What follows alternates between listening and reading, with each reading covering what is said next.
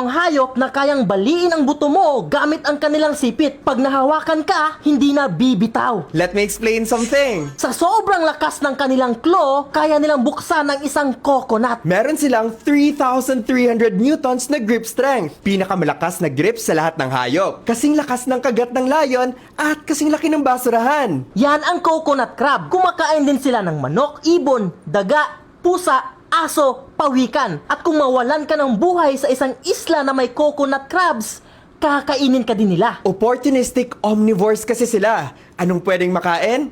Kakainin nila. Umaakyat din sila sa puno para pumitas ng buko. Hindi sila nakakahinga sa tubig. Meron silang lungs instead of gills kagaya ng ibang crabs. Pero ang kanilang mga itlog ay nire-release sa tubig at nakakahinga ang mga babies. Pero kapag lumaki at pumunta na sila sa lupa, hindi na. At kaya nilang mabuhay ng 60 years. At oo, nakikita sila sa Pilipinas. Ako si Kuya Bubbles. At ang pangarap niya, maging katulad ni Kuya Kim. And if you want to know more facts about science, animals, and everything dito sa mundo, just follow us. And that is... Ay, sorry. Sorry. Yeah. Yun lang. And that is what I discovered.